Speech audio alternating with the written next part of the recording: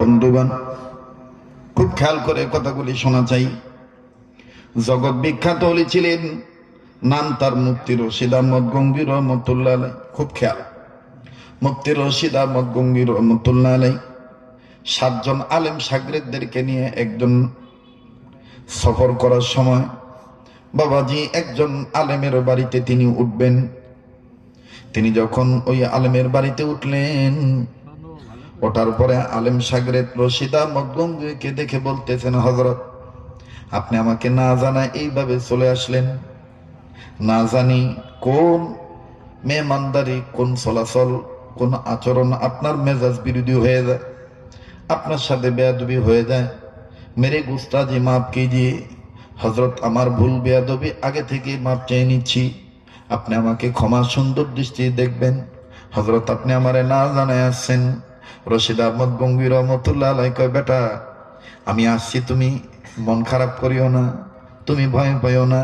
শুনে নাও বেটা, যেই এলাকায় যখন কোনো আল্লাহর মাহবুব বান্দা আসে, এলাকার মানুষ সাক আর না সাক, আমার আল্লাহর ইচ্ছাই আল্লাহওয়ালারা ওই এলাকায় কদম রাখে। এইবার বাড়িওয়ালা ডাক দিয়ে বলতেছেন, হুজুর গো, এই যে আমি হাতে একটা ব্যাগ নিলাম, আমি এখন বাজার করতে যাও, আপনার জন্য তরি তরকারি কিনবো, খানা খাদ্য ক্রয় করবো, আপনাকে আমি মন ভরে মেহমানদারি করব।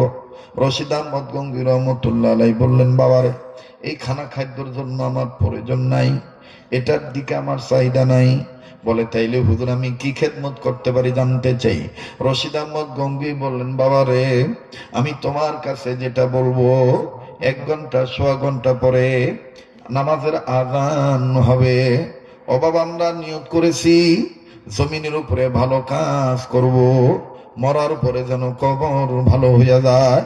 খুব খেয়াল করবেন বাজান, দেখেন তো দিলটা নরম হয়নি। কেউ চলে গেলে চলে যাবেন বাবা, কারো যাওয়া দিকে কেউ যাবেন না। নাকটার মধ্যে আল্লাহ ওরাদের গ্রাণ পাইতেছি। অবাজান, যেদিকে তাকাই সেদিকে শুধু নূর আর নূর দেখতে পাচ্ছি। এই জায়গায় আমি আপনি গুনাহগার হতে পারি, কে জানি নেককার বান্দা হয়ে বসে আছে। ওই একজন নেককারের উসিলায় আল্লাহ আমার আপনারে মাফ করিয়া দিতে পারে। আমার বন্ধুগণ, প্লিজ এদিক সেদিক তাকাবেন না, নিজের চিন্তা নিজে করবে। মান আরাফা নাফসাহু ফাকাদ আরাফা রাব্বাহু। যে নিজরে চিনলো সে আমার আল্লাহরে চিনলো, যে নিজরে চিনে নাই সে আমার আল্লাহরে চিনে নাই। নিজের চিন্তা নিজের চিনার চিন্তা করবে।